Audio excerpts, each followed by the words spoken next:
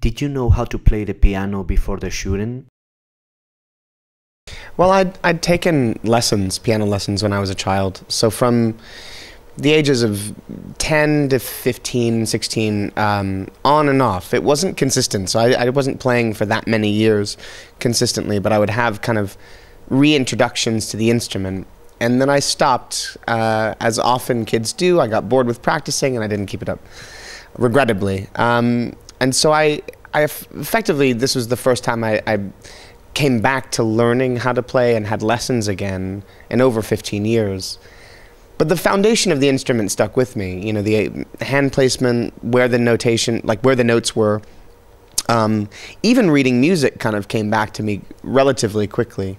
But I'd never played anything this complicated or had to learn any music that included techniques that I'd never learned before, and certainly not at this pace. So it was kind of like starting over, but at least I had a foundation to start from.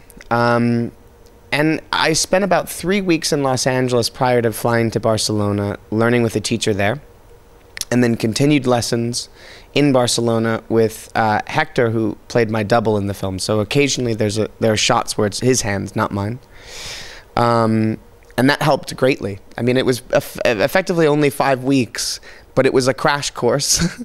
And the beautiful thing, the thing that made it easier for me is that I never had to learn entire pieces of music. So there was a very specific roadmap as to what pieces of music would show my hands on camera. And so I was only ever learning those individual tiny pieces, sometimes 10 bars, sometimes 20 bars.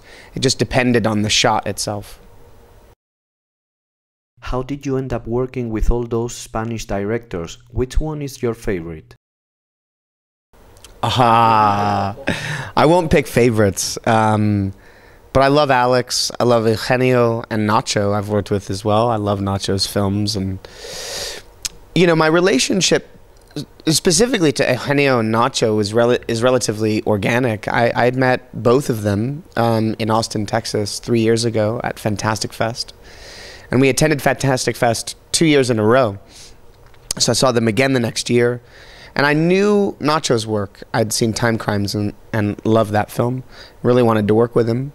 And we just started to know each other socially. And we had a lot of mutual friends in Austin associated with the festival. And so then I get this script for Grand Piano with Eugenio's name attached as director. And I was thrilled at the prospect of getting a chance to work with him. I think I emailed him immediately and was like, dude, I just got a script that you're going to direct. So that kind of started the whole process. I mean, outside of working with Alex, which I'd done a number of years prior, it was a relatively organic thing to come to know these two directors, become friends with them, and then get a chance to work with them back to back. But there's incredible cinema out of Spain, and you know, they're all three of them. I suppose what makes them all unique is they each have a very specific voice. I think that they're strong filmmakers. They're very different filmmakers.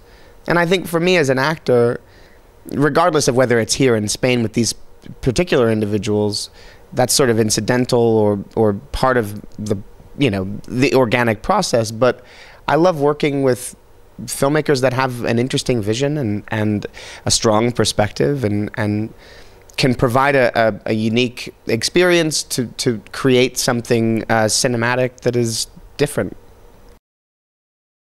How was the shooting of Open Windows? Well, it's funny because both films are extremely technical.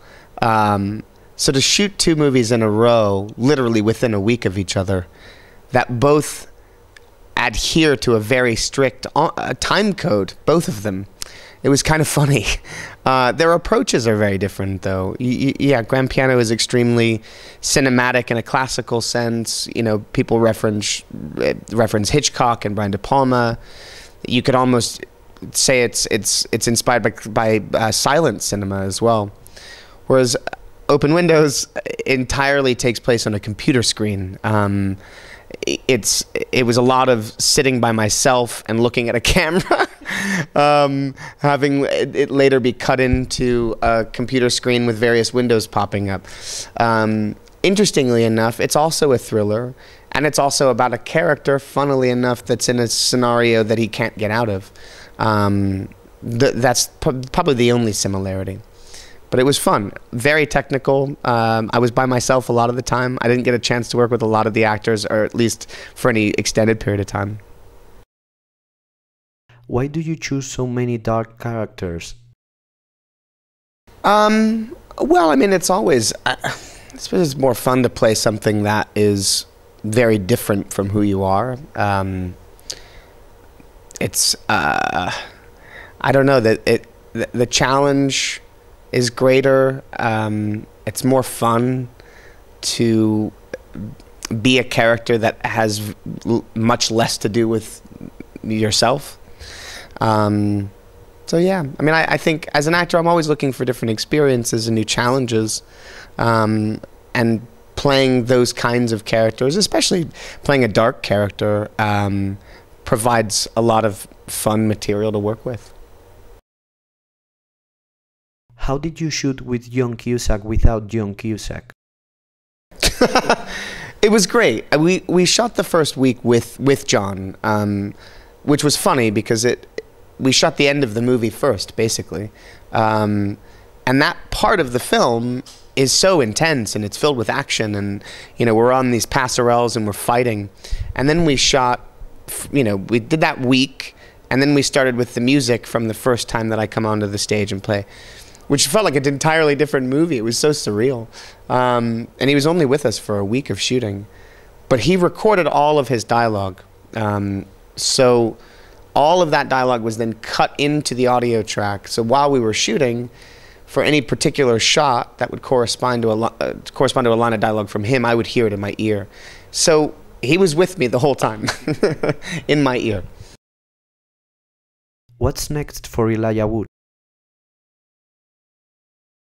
Well, I have a production company called Spectrovision, and we produce sort of elevated genre horror films. And we just finished a film called Cooties that I'm actually in. It was written by Lee Winnell of Saw and Insidious, and co-written by Ian Brennan, who co-created Glee. So it's a horror comedy set in a high school or a grade school about a virus that affects children pre-pubescent and turns them into savages. So we just finished that. And then we've got a number of other films that we're involved in producing as well. So that's kind of what I've been up to.